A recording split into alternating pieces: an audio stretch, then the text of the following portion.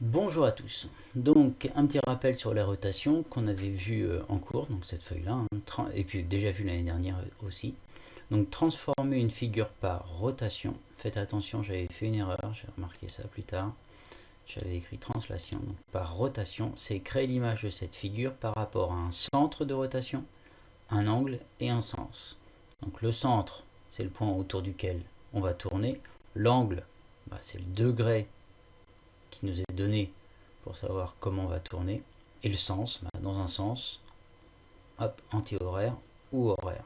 Voilà. Donc ça, on l'avait déjà vu. Une rotation fait tourner une feuille autour, fait tourner une forme autour d'un point. Voilà. Ici, par exemple, j'ai créé une rotation de centre O, d'angle alpha, alpha qui est ici de 38 degrés, juste ici, dans le sens anti-horaire. Donc ça tourne comme ça. Donc le point A, il tourne de 38 degrés. Si j'affiche le cercle, il reste sur ce cercle-là. Si je fais bouger mon angle, son image, le point A', reste dessus. D'accord? Et on a l'angle ici. Et donc là, on tourne dans le sens anti-horaire. Ce serait pareil dans le sens horaire. Si j'ai une figure,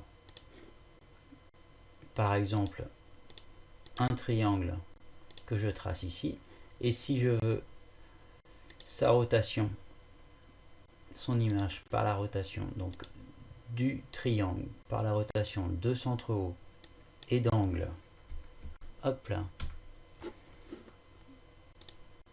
Ah bah je peux pas noter l'angle, dommage. D'angle alpha, j'aurais bien aimé pouvoir l'écrire, bah vous le verrez pas. Et bah il arriverait ici. Je sais pas pourquoi ça fait ça. Un petit bug. Ça arrive. Tant pis, je vais pas refaire la vidéo, je sais pas pourquoi ça fait ça. Donc l'image, je peux le marquer quand même, c'était 66 degrés, vous allez le voir, mais après ça bougera pas. On va écrire 70 degrés anti-horaire, donc ça va nous donner, voilà, l'image du triangle ici. D'accord? C'est vraiment bizarre ce bug. Donc ça tourne, une rotation, ça tourne, ça paraît logique. Autre chose, donc une fois que vous avez compris ça, la feuille d'exercice que je vais vous joindre juste après, la voilà.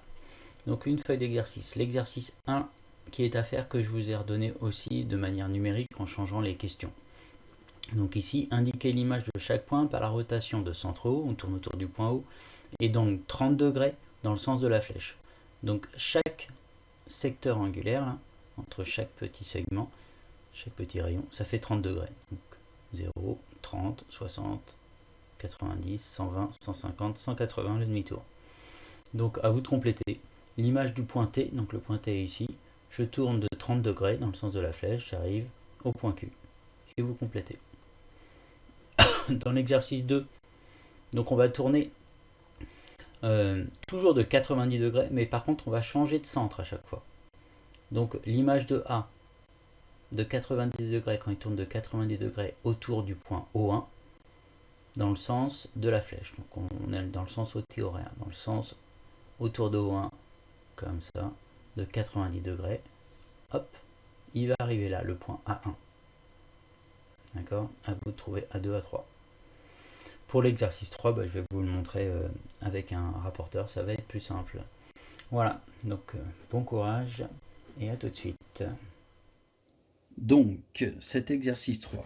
Dans le premier exemple, petit a, on doit construire le point J1, image du point J qui est ici, par la rotation de centre I, donc on va tourner autour du point I, d'angle 90 degrés dans le sens indiqué. Donc on tourne tout le temps dans ce sens-là, dans le sens horaire. Donc de 90 degrés, je vais donc tourner autour du point I, dans le sens horaire. Donc je peux faire comme une aiguille d'une montre qui va tourner dans le sens horaire de 90 degrés. Donc avec mon rapporteur ou 90 degrés, je peux le faire également avec une équerre.